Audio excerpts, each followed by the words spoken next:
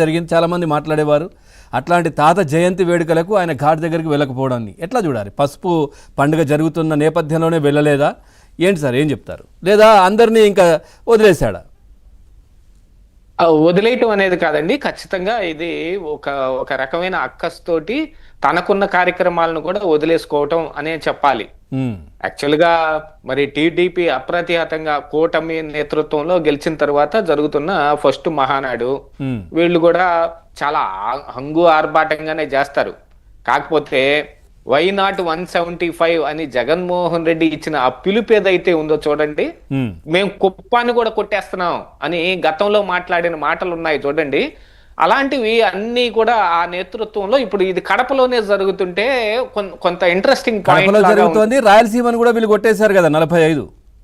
అవును, యాక్చువల్ గా ఇప్పుడు మరి కడప, ఈ పులివెందుల ఇవన్నీ జగన్మోహన్ రెడ్డి కంచుకోట, వైఎస్ రాజశేఖర్ రెడ్డి కంచుకోట అన్నట్టుగా మాట్లాడే దాంట్లో ఇప్పుడు ఈ కడప జిల్లాలో కూడా మరి దాదాపుగా 8 సీట్లు కొట్టారు కదండి.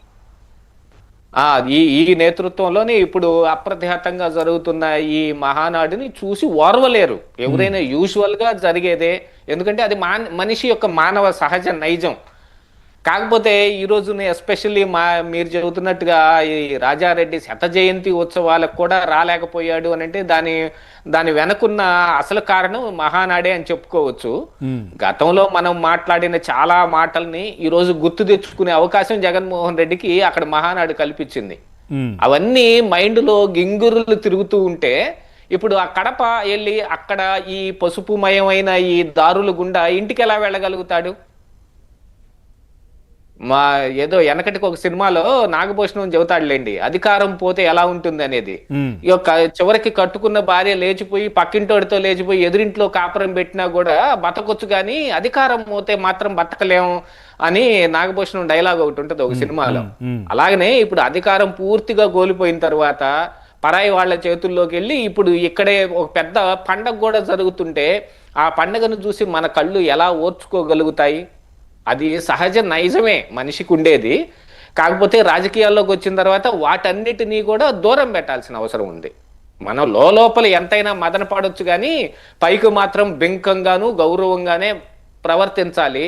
అలాంటి ప్రవర్తన మర్చిపోయి ప్రవర్తన నియమావళి ఒకటి వైఎస్ఆర్ కాంగ్రెస్ పార్టీలో కూడా లేకుండా చేసి నోటికి ఎంత బూతులు వస్తే అంత బూతులు మాట్లాడేసి ఎంత అవమానం చేయగలిగితే అంత అవమానం చేసేస్తే ఇప్పుడు తిరిగి ఆ అవమానం మనకే జరుగుతుంటే మనం అసలు ఓర్చుకోలేం. కాబట్టి ఇలాంటివి జరుగుతున్నాయి. దీంతో పాటుగా ఇప్పుడు ఏంటి, మరి అక్కడ మహానాడు జరుగుతున్నప్పుడు యూజువల్గా జెండాలు కావచ్చు అన్ని పసుపు రంగులో ఉండేవే కడతారు. మీరు కనుక చూసారంటే సాక్షి పేపర్లో ఒకసారి చూడండి, మెయిన్ సాక్షి అనే దాని కిందే పెద్ద ఎల్లో బ్యానర్ ఉంటుంది.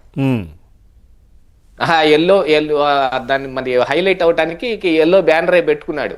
మరి అదేలా భరించగలుగుతున్నాడు ఎంతవరకు అర్థం కాలేదు. మరి ఈ పసుపు ఇదంతా చూసుకుంటా ఇంటికి వెళ్ళి ఎలా వెళ్ళగలుగుతాడని వాళ్ళు కూడా తీసేసే ప్రయత్నం చేశారు. అసలు జగన్మోహన్ రెడ్డి రాకకు ఆయన వచ్చే దారిలో ఏమన్నా పీకేసే ప్రయత్నాలు ఏమన్నా చేశాడేమో అవినాష్ రెడ్డి. అసలు వైఎస్ఆర్ స్టాచ్యూ మరి ఎక్కడ పడితే అక్కడ ఏమి నిబంధనలు ఉన్నాయో తెలియదు, ఏం పర్మిషన్లు ఉన్నాయో కూడా తెలియదు.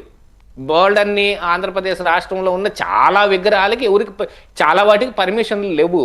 ఇప్పుడు మరి వైఎస్ఆర్ స్టాచ్యూకి మాత్రం ఉన్నాయో లేవో తెలియదు. అలాంటి ఆ స్టాచ్యూ చుట్టూతా ఎల్లో జెండాలు కట్టారనో, స్టాచ్యూకి ఏం కట్టరు కదండి. స్టాచ్యూని పైనుంచి కింద దాకేమి ఎల్లో రంగేం పొలవరు కదా. అక్కడ చుట్టూతో ఉన్న గ్రిల్స్ నుంచి వేరే వైపు కడతా ఉంటారు. వీటన్నిటిని ఏ పార్టీ మీటింగులు అయినా కానీ ఏ అగ్రనాయకుడు లేదంటే ఢిల్లీ నుంచి ఎవరు వస్తున్నా వాళ్ళకి సంబంధించినటువంటి బ్యానర్లు జెండాలు అట్లా సపోర్ట్ తీసుకొని కడతారు ఆ గ్రిల్స్ కి. ఖచ్చితంగా కడతారు.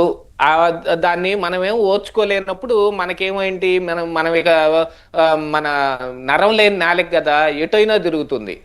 మనం కట్టినప్పుడు అవి బాగానే ఉంటాయి. ఇదేమన్నా పార్టీ సొత్తా, ఇది ప్రజల సొత్తు అని మాట్లాడతారు.